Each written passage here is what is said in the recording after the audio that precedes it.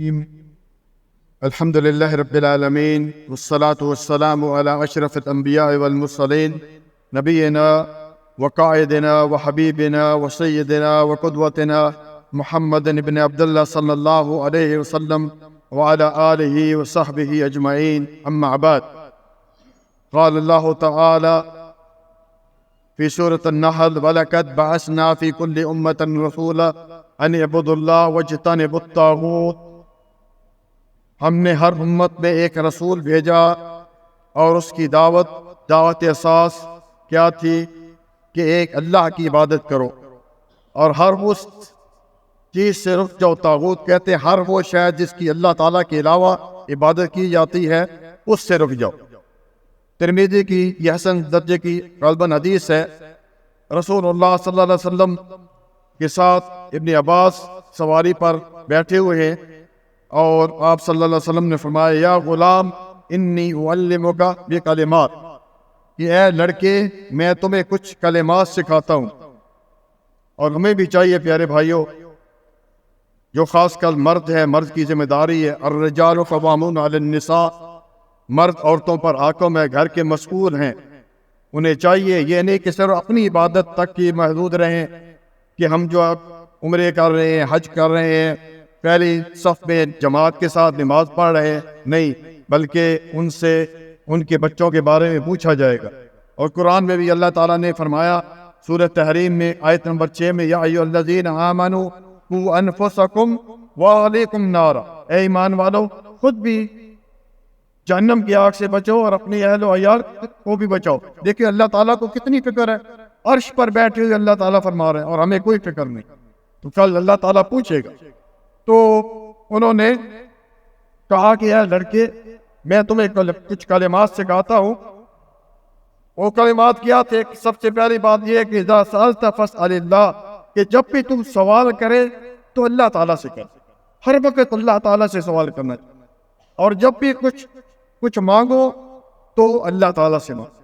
اور یہی بات ہم جتنی بھی سنتے ہیں، فرض نمازیں ہیں، جنازہ کی نماز ہے، اس میں ہم اللہ تعالیٰ کے ساتھ یہی وعدہ کرتے ہیں کہ ایاک نعبد و ایاک نستعین، اے اللہ ہم تیری عبادت کرتے ہیں اور تجھ ہی سے مدد مانگتے ہیں.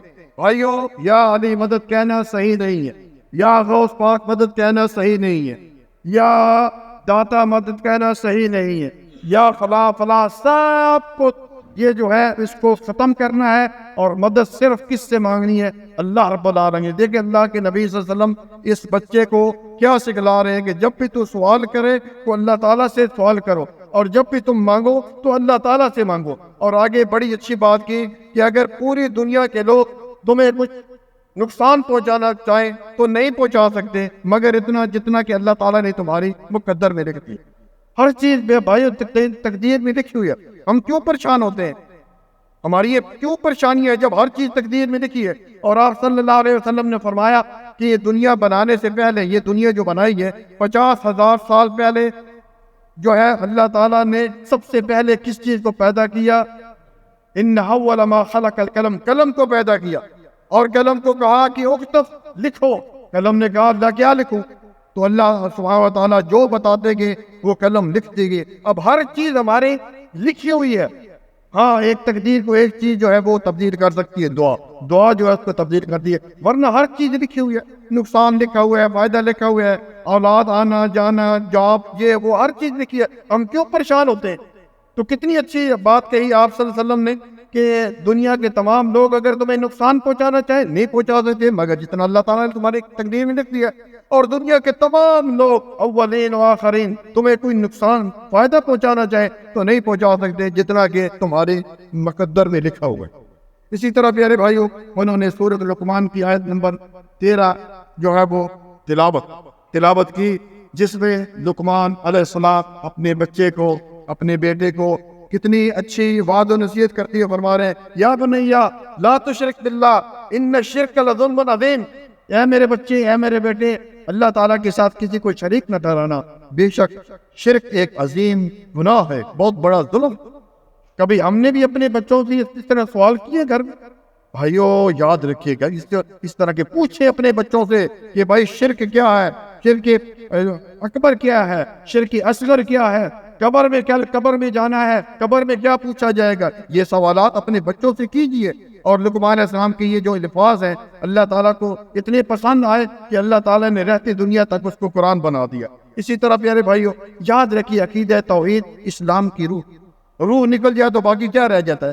اس لیے اپنی زندگی کو عقیدہ توحید پر گزاریے کہ کچھ بھی نہیں کر سکتا کوئی بھی، اور اللہ اکیلا ہے، اسی کی عبادت کرنی ہے۔ اور انہوں نے آخر میں جو ہے قرآن کریم کی سورۃ انعام کی غالباً 162 آیت تلاوت کی کہ قل ان صلاتی ونسکی ومحیای ومماتی للہ رب العالمین، کہ اے پیغمبر اعلان کر دیجئے میری نماز میں جتنی بھی چیزیں ہیں۔ آج بہت سارے لوگ دھوکہ دیتے ہیں، نہیں جی یہ جو قبر میں ہم سجدہ کرتے ہیں نا، یہ وہ سجدہ نہیں ہے، یہ تعظیمی سجدہ ہے۔ اور دھوکہ دیتے ہیں، نہیں جی ہم جو قبر پر سجدہ کرتے ہیں تو یہ کر سکتے ہیں کیونکہ اس پہ جو ہے 7 اذان نہیں لگتے۔ یہ سب دھوکہ ہے، صرف اپنا پیٹ پالنے کے لیے۔ یہ جو فراڈی قسم کے یہ جو علماء سوء ہیں، برے علماء ہیں، یہ دھوکہ دیتے ہیں۔ اگر سجدہ ہے تو صرف اللہ کے لیے ہے، اس کے علاوہ کسی کے لیے۔ نبی صلی اللہ علیہ وسلم نے کیا فرمایا کہ اگر سجدہ اللہ کے علاوہ ہوتا تو میں اجازت دیتا کہ بیوی تو کیا کرتے، بیوی اپنے خاوند کو سجدہ کرتی، لیکن سجدہ صرف اللہ تعالیٰ کے لیے۔ تو قل ان صلاتی، میری نماز، میری قربانی ہے۔ بہت سارے لوگ بکرا لے کر ذبح کرتے ہیں، لیکن کیا ہے وہ جا کے مزار پر کرتے ہیں۔ اب مزار پر کریں گے، اللہ کے لیے کریں گے تب بھی جائز نہیں ہے میرے بھائی۔ دیکھنے والا یہ کہے گا اس ضرورت کے لیے کر رہے ہیں، تو جو ہے ذبح اچھی بات ہے، کرنا چاہیے، صدقہ کرنا چاہیے، لیکن گھر میں کریں۔ قل ان صلاتی، میری نماز، میری قربانی، میرا جینا، میرا مرنا کس کے لیے؟ اللہ رب العالمین کے لیے۔ اور آپ کو پتا ہے کہ جتنے بھی نبی، جتنے بھی پیغمبر اس دنیا میں آئے، نبی صلی اللہ علیہ وسلم سمیت، وہ سب سے پہلے میرے بھائیوں، سب سے پہلے ایک ہی دعوت دیتے رہے کہ قل لا الہ الا اللہ، قولوا لا الہ الا اللہ تفلحون۔ نبی صلی اللہ علیہ وسلم 13 سال یہی دعوت دیتے رہے۔ جب عقیدہ توحید مضبوط ہو گیا، اس کے بعد باقی نماز اور چیزیں بات پہ ہے، کیونکہ اس دیکھیے جو توحید ہے اس کی ضد کیا ہے؟ شرک ہے۔ اور شرک ایک ایسا گندا، ایک ایسا پلید، ایک ایسا عظیم گناہ ہے جس کی وجہ سے انسان کے تمام جتنی بھی نیکی ہیں، نمازیں، روزہ، زکوٰۃ، حج تباہ ہو جاتی ہیں۔ سورۃ انعام آیت نمبر 88 میں فرمایا اللہ تعالیٰ نے کہ وَلَوْ أَشْرَكُوا لَحَبِطَ عَنْهُمْ مَا كَانُوا يَعْمَلُونَ، کہ اگر یہ نبیوں کو اللہ تعالیٰ نے فرمایا، دیکھ لیا ہم کس کھیت کی مولی ہیں، نبیوں کو اللہ تعالیٰ فرمایا۔ حالانکہ انبیاء توحید بیان کرنے کے لیے آتے ہیں، شرک کو مٹانے کے لیے آتے ہیں، لیکن بات کی اہمیت کو واضح کرنے کے لیے اللہ تعالیٰ نے فرمایا کہ اگر یہ نبی بھی شرک کرتے تو ان کے بھی اعمال ضائع ہو جاتے ہیں۔ اللہ تعالیٰ سے دعا ہے کہ اللہ تعالیٰ ہمیں توحید پر زندہ رہنے کی توفیق عطا فرمائے اور شرک جیسے بڑے گناہ سے بچنے کی توفیق عطا فرمائے۔ جزاکم اللہ خیرا، بارک اللہ فیک، السلام علیکم ورحمۃ اللہ وبرکاتہ۔